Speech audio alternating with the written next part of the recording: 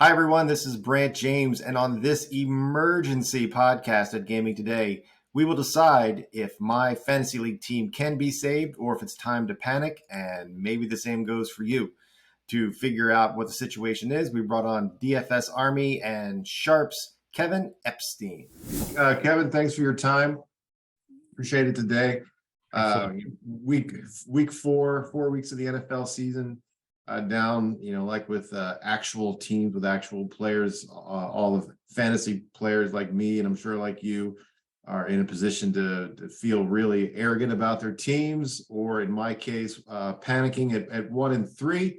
So rather than try to work hard for myself, I thought I would bring in an expert such as yourself to give me a thorough audit and see if I need to blow this up or have any hope of making the playoffs. Well, it is time to panic at 1-3. Remember, we've got generally a 13 or now maybe a 14-week regular season. So thank the NFL for adding that game in there. It gives you a little more leeway this season. But yeah, I mean, anybody who's losing a lot of games, now is the time. You're 1-3. So there's a couple things I think you want to assess, especially in your situation. You're 1-3. What and that's a big part of, should I panic? Should I start selling, trading my studs for just okay player? And you do have a stud on this team that can be traded and has some pretty good value. But the first thing I noticed kind of in looking over your team, number one, is your points for are pretty good.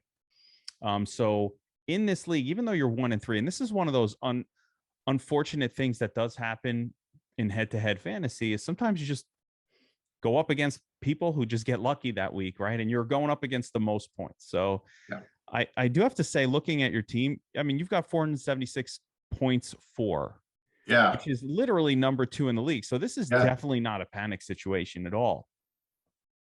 Now, one question I would ask, and actually along with asking that question, share with anybody watching or listening, a rule that should be for every fantasy league in existence. And if you don't have this in your league, please change your rules, is that the 6th playoff team should get in based on fantasy points scored, total points for, to avoid that situation where you just got lucky each week, you got losses head to head, but actually maybe you're the 3rd or 4th highest scoring team in the league and you're out of the playoffs because of win-loss record. So please, everybody, make sure you change the rules of your league that include get that last team in there based on points for.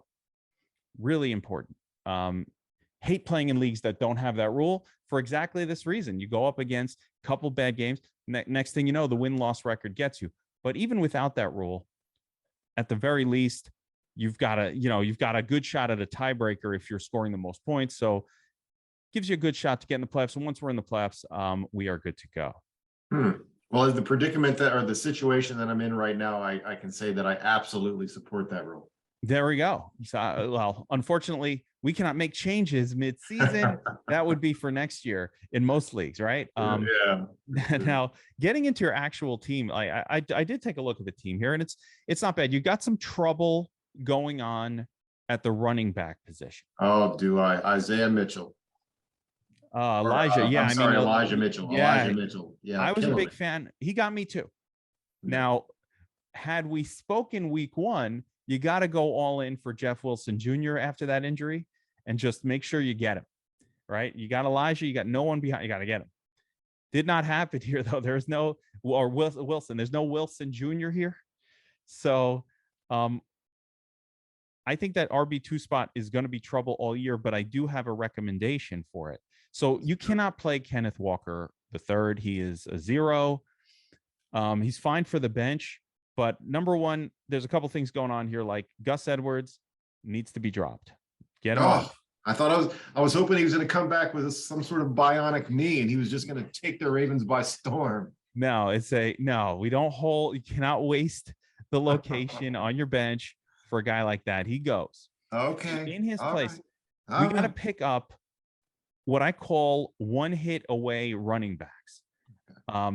Now this week we might even be able to get Nyheim Hines if you check your waivers, if he's around. Jonathan Taylor has been ruled out, so we're looking at backups for for the Colts. It could be Nyheim Hines.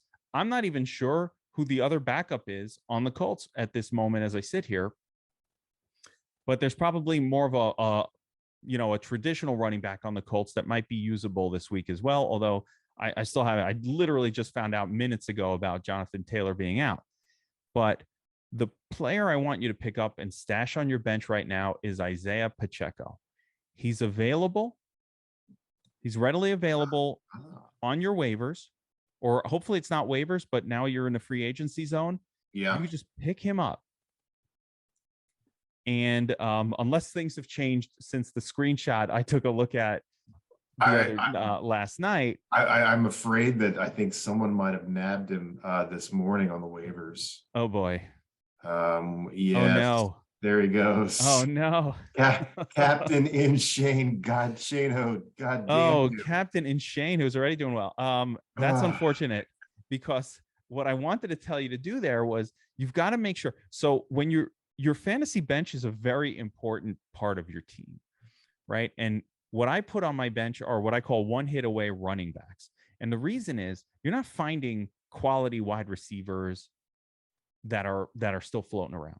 It just doesn't happen. It's so rare in the NFL that some unknown name truly emerges as an elite wide receiver that can help your fantasy team. It doesn't happen. Chris Olave, who you have on your team, is that guy, and he's already on your team. So I like to put running backs that one hit to the starter away, and they're the starter.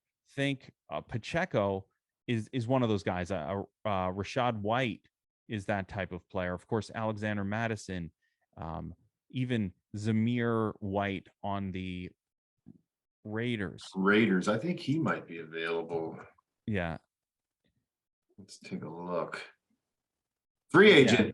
There you go. So that's a guy you'd want on your bench above someone like Gus Edwards, who's injured, and we have no idea when he's coming back.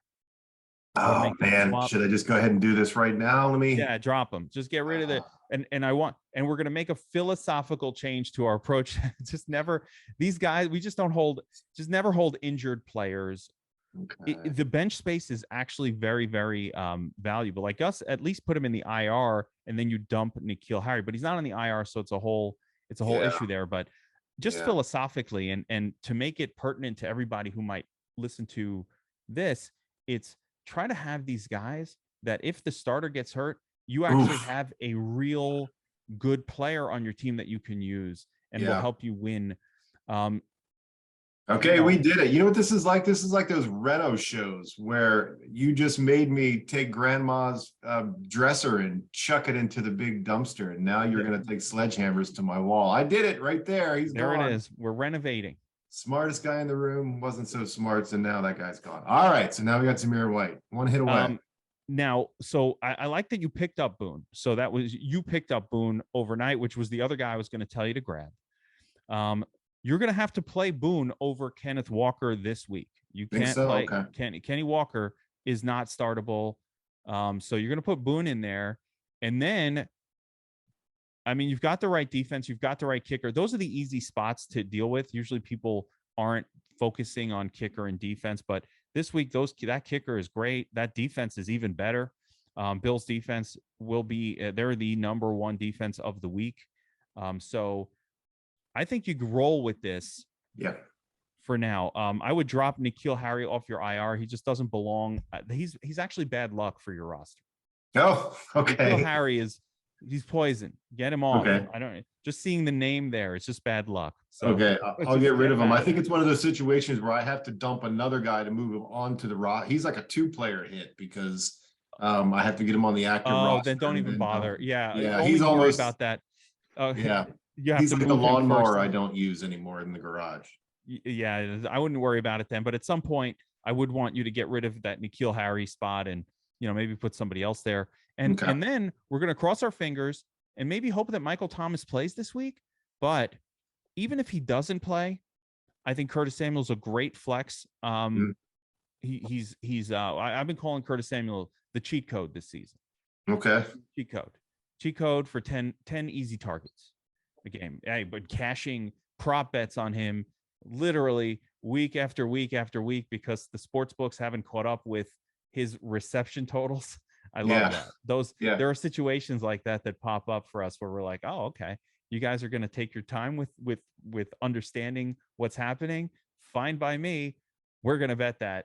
He was his take a look at his bring up his player card. I'm going to show you something on We're Curtis looking Samuel. at Samuel. Yeah, if you take a look at his player card, this is a guy who's catching. You know, they don't show. Oh, there it is. There's the target numbers: Yeah. 11, 9, 10, and 7. Yeah, You know, a and lot. that's a lot of targets for a guy you didn't even heard of coming into the season, right? Yeah. His reception prop has been 3.5, 4, 4.5 every single week. So the field, essentially, the world hasn't caught up to the role that he has, but we knew in week 1 about the role because the 11 targets, the 8 receptions that he got, they were designed plays. So one of the things I do when I'm looking at these players, we're watching them, is, are these designed routes? Is he the first read, or is this just a check down, kind of some weird thing happened in a game? And when we saw, no, most of those plays in week 1 were designed plays. And then we kind of thought about Curtis Samuel and his role throughout his career. He's always been an injury guy. He's always been hurt. But when he's been healthy, he's this sort of trick player. He's got a role that's really kind of unique, a little bit of running back-ish, kind of a close to the line of scrimmage targets role. If they're scheming targets to him, I love it. So I like Curtis Samuel. I've been playing him in DFS every week as well. I did not get him in any of my fantasy leagues, unfortunately, but I wish I did. I think I picked him up on the waiver wire after week 1, which was pretty astounding. I felt it's for me. Everyone cares what I think, but anyway, I like the waiver wire more than the draft. I love thinking I outsmarted someone on the waiver wire, or having Gus Edwards on my waiver wire, and then reading the Baltimore Sun, waiting to see if his knee's not quite as sore as it used to be. But I mean, as you can see, like last week I lost by 11, and I was hurt and betrayed and pissed off and really freaking angry at Jalen Waddle and Mark Andrews, because they were horrible. Now Andrews, I assume, is going to bounce back, but I'm a little concerned about the Tua situation with Jalen Waddle. Yeah, you know, I'm not as concerned because, you know, I've thought about that this week, right? And do we really think Teddy Bridgewater is that much different of a player than Tua on a 1-game sample size? So I did think about it. You know, you never it's funny, that first instinct. One of the things that first instinct is, oh no. And listen, I do think Tua specifically for Waddle is better because they have that relationship that goes back a long way. But in general, I mean, I don't know if Teddy Bridgewater is that much of a downgrade from Tua as a quarterback. So I was kind of like, you know, for a second you think, oh no, I lost my quarterback, I'm toast. And then you go, you know what? Maybe it's fine. I kind of think the same of Olave. Do I really care if it's Jameis Winston or Andy Dalton at this point? Like, yeah, the odds makers aren't changing the line that much for that changeover either. They're kind of leaving the line where it should be, as if there's no different quarterback. So I feel like if that's happening, we don't lose that much going to the backup quarterbacks in those situations. Mark Andrews is just a 1-week thing. Yeah. You know, I had Mark. I almost got chopped in a guillotine league. There's a type of a league where if you're in last place any week, you're chopped, you're out. It's actually a fun format, but I almost got chopped because you know, I had Andrews. I spent all my budget on Andrews, get him on the team last week in waivers, because the team gets chopped. Everybody, you know, like a frenzies for their players. So I went after Andrews, and he has the dud, and I'm like, oh my goodness, man, I came in second to last with that mistake. You know, everybody else is picking up Devontae Adams or all these other good players. But he'll bounce back. So I'm not worried about Andrews at all. I think Andrews probably carries your team this week. You're going to need that production because Najee Harris is not going to have a good He's been week. terrible. He's been another flaming disappointment.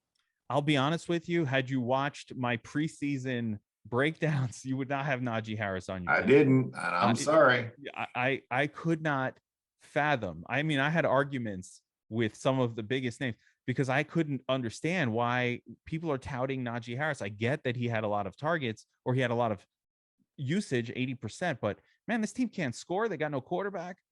The Steelers were not going to be a good team. So until one of my biggest philosophies across the board with the running back position, and this is years of sort of pain and suffering, is just make sure they're on a winning team.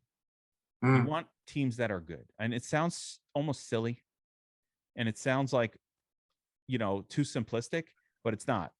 Running backs, I want them from winning teams because they score. The winning teams are scoring more frequently. They're ahead more frequently, which means they're able to run the football and not kind of get into the 2-minute drill. And sometimes 2-minute drills are fine for running backs, but a lot of times it's not the starter. So it's not your running back that's in there anyway when that happens. So I really, and especially in the first round of the draft, which is where Najee Harris was kind of going. And based on this team, I'm assuming, he was probably taken at the end of the first round. You probably had like a late first round pick or something like that. Oh yeah. Yeah. I'm not surprised. And so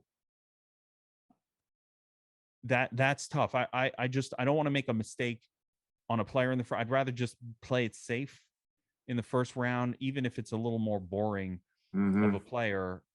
Of course, it could have been Alvin Kamara, and he would have burned you too because he's been hurt and hadn't done anything. Running backs, man, they're so tough. Well, I guess at least this week it'll be my defense shutting Najee's ass down. I don't think that's gonna make me any happier, but no, I mean, Chris Olave's been spectacular though, and I think that's I think you've got two players on here that I'm not even sure that were drafted. They might have been picked up in free agency. Olave was more of a free agent type guy after week 1. So I'm impressed because you've got two people that you picked up on waivers probably that are starting and contributing for your team. We just need those starters to come around. Joe Burrow's a solid quarterback. So I think, I think this team looks like it's going to be fine. Michael Thomas might even be back this week, but he did look pretty okay when he was in there. Excellent.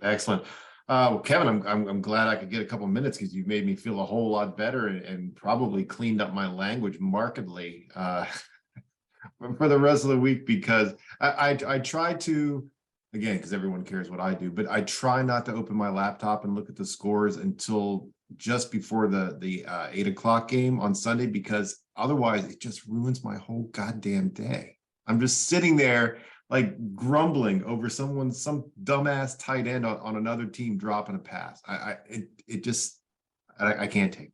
So one nice thing about being a DFS player, on top of, season-long fantasy, and I love it all. I love anything to do with this stuff. But one nice thing about being a DFS player is, you generally have enough lineups going that if somebody's scoring, it's helping a lineup. One of them. Sure. So I'm just watching score. I don't even know who to root for half the time. A lot of times, actually, what I end up doing is rooting for my season-long fantasy teams, because on the daily fantasy side, until we're, in the last few minutes and hopefully chasing a tournament win or something like that, until the very end, you have no idea who to even root for other than a couple of players that you kind of went heavy on that week. So I definitely do check though. I enjoy the pain and suffering. That's part of the joy for me. Good for you. Good for you. I'm glad someone can. I just can't do it. Well, very good. Thanks for coming on this Gaming Today special. I'm glad it turned out to be more of a don't panic about my fantasy league team instead of a fantasy league team makeover. We did send Gus Edwards to the curb. Sorry about that, man. He probably just gotten his key card and his parking space, but now he's gone. And Zamir White is aboard. And we got N'Keal Harry is just going to hang out. We're going to try and keep him away from team activities and not let people see him because you say he's bad voodoo. He's poison. One bad apple ruins the bunch. He's poisoning the whole thing. Get him out of there. All right, I might even drop a player just to get him out. Oh my gosh, you really do dislike that guy. I feel like he cost me a first round dynasty pick. There it is. I knew there was a story. I knew we got a history, me and him. Not a good one. I'm sure that's all he thinks about and the last thing he thinks about before he goes to bed. So So very good. Any new things going on with Sharp? Any info to drop for us, or just want to update us on what you guys got going over there? It's interesting to follow. Yeah, I mean, Sharp's been doing great. The Sharp app is the app that we've put out, and one of the cool things we did with Sharp, and actually really recently, is I've for the last 9 years I've been the CEO of DFS Army, where we focus on daily fantasy sports and player projections and all of that. And what we've done, and we've put a lot of effort into projecting player outcomes. And that's a little bit of what I was talking about with Curtis Samuel, projecting player outcomes. We've put all of our efforts, our data people, and we've spent years perfecting and improving those player model projections. So one of the cool things we've done with Sharp is, like, a lot of our users gave us a lot of feedback. Hey, we love the pregame models and all the stuff you have here, and the comparative odds and the tracking of the bets and all of this, but we'd love player prop models from you guys. And so we were able to take models that we've built and perfected over many, many years at DFS Army, bring them over onto Sharp, and now we're comparing them against the sportsbook models.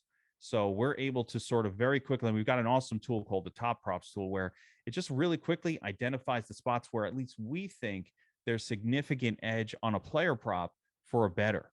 So that's one of the cool things. We just launched it. It's a very heavy technical kind of lift to get these things on the app, but we just launched at the start of the NFL season. So that's been the exciting innovation so far for this NFL season, and people love it. The props tool has been spectacular, and it really does. I use it, like I'm using it for my bets. And that's the kind of thing I like to put into the tools that we create over at the Sharp app, and of course DFS Army. But I want to create things that I personally use for my betting decisions, or my DFS player, or my fantasy lineups and all of that. So I kind of think, like, if I like it, somebody else probably going to like it too. Cool. Well, I appreciate the insights and the info on that. I'll go check that out, because I don't want to ever lose again. And I feel like that could help me. There we go. I love it. Glad to help. All right. Well, all I can say is thanks for your help. Take the rest of the week off, and I look forward to going out and devastating. I love me some me, which should be helped by the fact that he's got DeAndre Swift, and I don't think he's coming back this week. I think I predict a win for you this week. You've got it. Let's just count it and not even play the games. Let's do it. There we go. Thanks a lot. All right. Thanks for having me. Again, thanks to Kevin Epstein of Sharp and DFS Army. I personally am feeling a lot better. I feel like I learned a few things, and now I just want to win all my games in a row so I can be happy for the rest of the football season. Hopefully that happens for you too, unless, of course, you're in my league, and I wish you nothing but the worst. Again, this is Brant James Gaming Today. Have a great week.